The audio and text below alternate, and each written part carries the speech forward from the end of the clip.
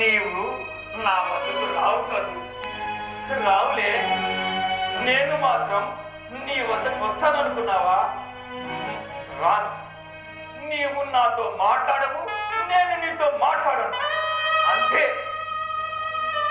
నీవు ఉండివి, నేను జగమొండిని. అయ్యో అయ్యో మామయ్యతో నేను ఇలా వాదులాడుతున్నానేంటి?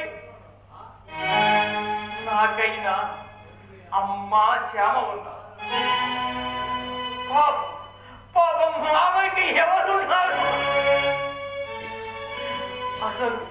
అసలు ఇప్పటికే ఈ ఏకాంతము భరించలేకున్నాను మామయ్య, భరించలేకున్నాను.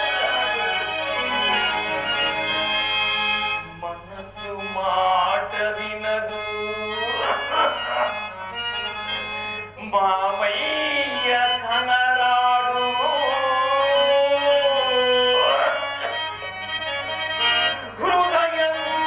హృదయంతుకైనా పగిల పడదు. ఎదురు తూచు కనులు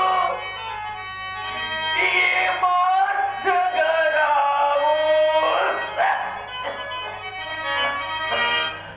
మూయబోవ కనులు మూతబడవు.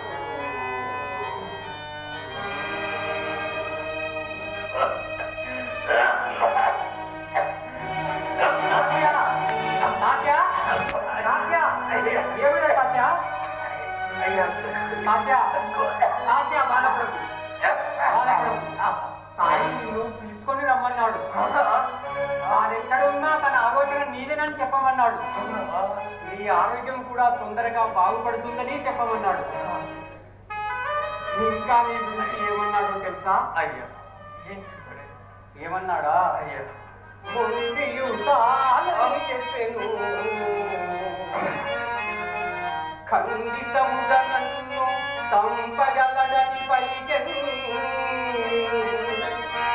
నిండు మనంబున నిందిక తిండియు తినమనియే తేట తెల్లము తాత్యా.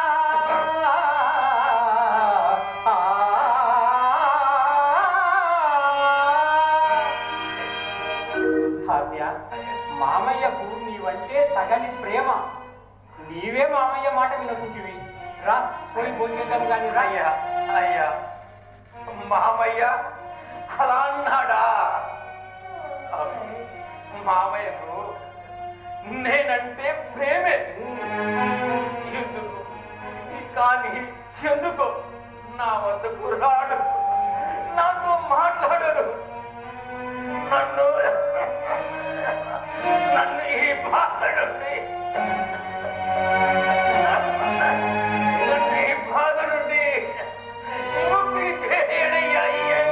లేదు తాత్య, లేదు తాత్య. సాయి నీ వద్దకు రాకుండాను, నీతో మాట్లాడకుండాను తన మనసంతా నీవే నిండి ఉన్నావని, నీ ఆరోగ్యం బాగు చేసే బాధ్యత తనదేనని చెప్పమన్నాడు. పోదాం కనుక. అవునయ్యా, పోదాం. అవును నిజమే. ఎంతో మంది రోగులను బాగు చేశాడు. నన్ను నన్ను నన్ను ఎందుకు బాగు చేయలేడు? తప్పక చేస్తాడు. మామయ్యకు నా మీద కోపం లేదు. నేనే నేనే నేనే పొరపాటు అన్నాను మామయ్య.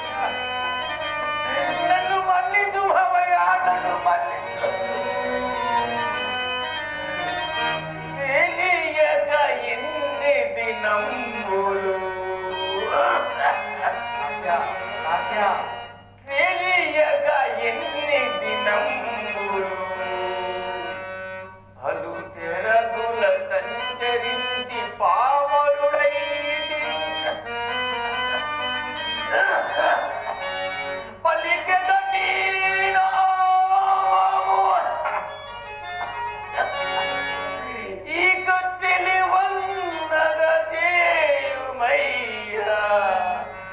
స్థిరముగా తాళి స్థిరముగా సాయ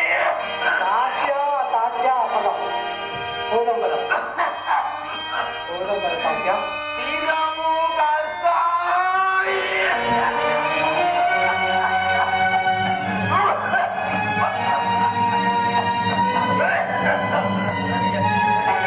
ఈ బాధ మరి ఎంతో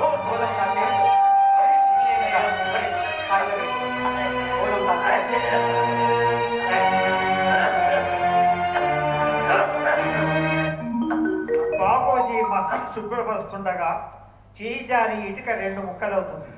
దానికి బాబా విరిగినది ఇటుక కాదు, నా ప్రాణం పో సమయం ఆసన్నమైంది అని తెలుపుతాడు. ఈ ఘట్టంలో